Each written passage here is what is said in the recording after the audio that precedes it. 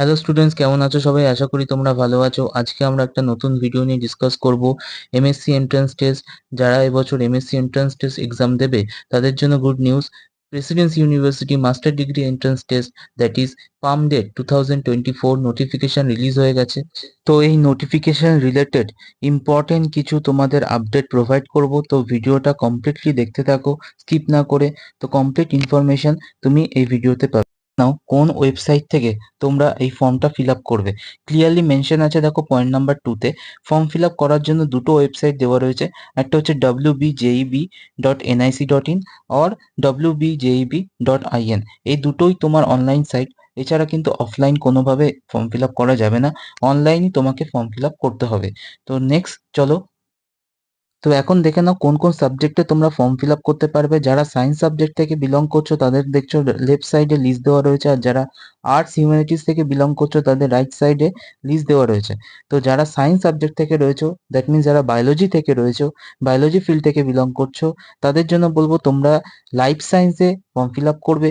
আর যারা মাইক্রোবায়োলজি রয়েছে তারাও লাইফ সায়েন্সে ফর্ম ফিল আপ করবে। তার সঙ্গে সঙ্গে তোমরা হেলথ সায়েন্স দেখতে পাচ্ছ একদম সায়েন্সের নিচের দিকে বটমে যেটা আছে হেলথ সায়েন্স, যেখানে বায়োটেকনোলজি, ভাইরোলজি, ইমিউনোলজি আর মলিকুলার মাইক্রোবায়োলজি, এই চারটে সাবজেক্টের উপর যে হেলথ সায়েন্স সাবজেক্টটা রয়েছে সেখানে তোমরা ফর্ম ফিল আপ করতে পারবে। তার মানে যারা মাইক্রোবায়োলজির অপশন রয়েছে তাদের জন্য বলছি তোমরা লাইফ সায়েন্স এবং হেলথ সায়েন্স, যেখানে biotech, virology, immunology, molecular microbiology etcetera রয়েছে, সেখানে তোমরা ফর্ম ফিল আপ করবে। এবার দেখে নাও date of examination. Date of examination clearly mention আছে 28/7, মানে হচ্ছে তোমাদের জুলাই মাসে এক্সামটা হবে এবং 28 জুলাই এক্সামটা হচ্ছে সানডেতে। তোমাদের টোটাল টাইমিং থাকবে 1.5 আওয়ার, মানে 11 AM থেকে স্টার্ট হবে অ্যান্ড 12:30 PM কমপ্লিট হবে। তার মানে 1.5 ঘন্টা এমসিকিউ বেসড এক্সাম হবে, যেখানে 28 এক্সাম হবে। আচ্ছা, পুরো এক্সামটাই তোমাদের এমসিকিউ হবে। টোটাল হচ্ছে 100 মার্কস, 90 মিনিটসের এক্সাম। 50 কোশ্চেন থাকবে, that means per question 2 marks করে থাকবে।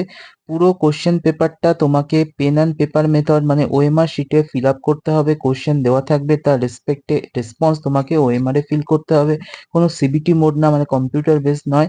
তোমাকে পেন নিয়ে যেতে হবে এবং তোমাকে ওএমআর শিটে ফিল আপ করে আসতে হবে।